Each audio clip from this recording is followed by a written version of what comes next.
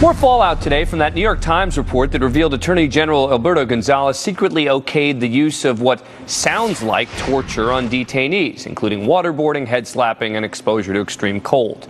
Now the fight is over who knew what when. Key Democrats are saying they weren't briefed on the policy, while the administration insists they were. The techniques that we use have been fully disclosed to appropriate members of the United States Congress. The committees have been briefed, and I believe that the members that have been briefed are satisfied that the policy of the United States and the practices do not constitute torture. But Dana, what have they been briefed on? If they haven't actually seen like the 2005 legal opinions, they've just been briefed in general. You're selecting what they see. What I can tell you, I have been assured that they have been fully briefed. All right, my take. I hate to get all lawyerly, but it seems like this comes down to what the definition of fully briefed is. Now, I hope the administration defines fully briefed a bit more consistently than they define success in Iraq, which, of course, is ever-changing. But the Democrats are sure making it sound like they were briefed on what was happening, but maybe not how they got there. Democratic Congresswoman Jane Harman, chair of the House Intelligence Subcommittee, said, quote, "We were not fully briefed. We were told about operational details." And the powerful House Speaker, Democrat Nancy Pelosi, said this on Fox News Sunday. Were you ever briefed about this policy or the secret Justice Department memos? Well, in order to know if I'm briefed about it, I'd have to be briefed about it now. What exactly is the president talking about? You were never briefed about these secret memos in 2005? No, not about the secret memos. Not about the memos. They sure make it sound like they knew, but not about the legal opinions surrounding the policy.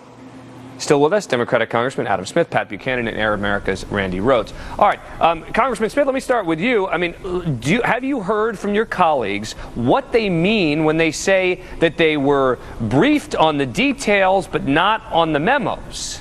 I have not. I think the key here is, what, like you said, what was contained. But I don't think we should lose track of the big picture. What is in those memos that have been released in the last couple of days is clearly torture, as anyone who looks at it can see, and clearly is against the policy that we in Congress passed, with Senator McCain helping a great deal to get that into law, to ban torture. But what I fear, Representative Smith, is what some Democrats are saying is we knew the methods that were being used. We didn't know about the legal justification for them.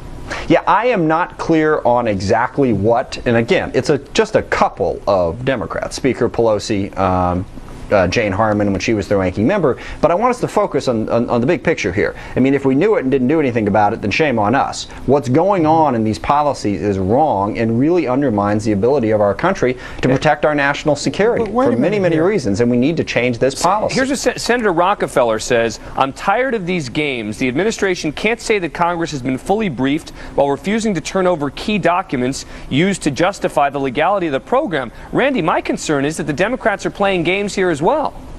You know, who cares? We don't torture. This is America. They passed a bill. Well, no, I'll tell you why I care. Because if they knew what was happening and they were okay with it, then they're it does accomplices to the president's crimes? Then it does. That's right. Then we need to know that. Well, we don't need to know that. Why don't we need to know that? Because what we need to know is that we stopped it, and obviously the New York Times article said that we didn't stop it. James Risen wrote an amazing piece. Jay Rockefeller, the senator, who's the chairman of the Intelligence Committee, was very angry when he read it in the newspaper. Right, he's very angry. He reads this stuff in the newspaper.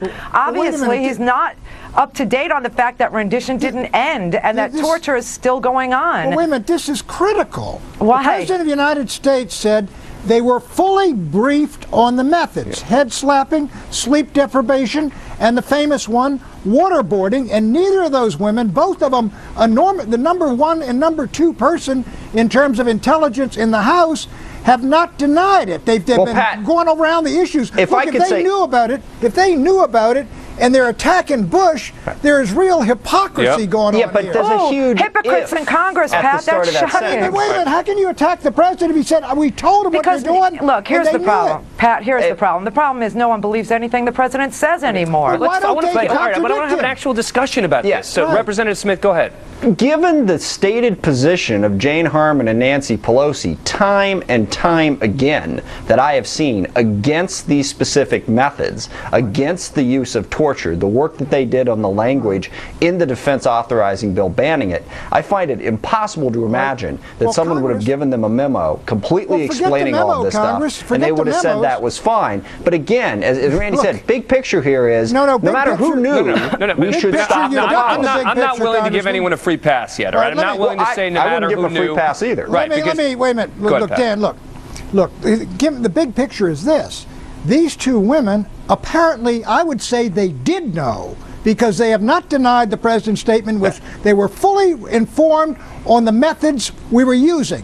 Now, if they were, and they're now complaining, that is grossly unjust to the president, and they're being dishonest with their own constituents. And I don't think you're going to disagree with that, Representative Smith, are you? Well, no. I mean, if those are the facts, that's hypothetical. But the one point that I will make is, whoever knew what when, I've been working on this issue for a long time. We should not be in the business of torturing people. Abu Ghraib was one of the biggest setbacks in Iraq that we've had, we've apparently learned nothing from it. We need to change the policy. Let me ask you a question, Congressman. Certainly. Reportedly, they use waterboarding to break the guy that blew the Bojinka operation, where they were going to blow up 9 airliners over the Pacific.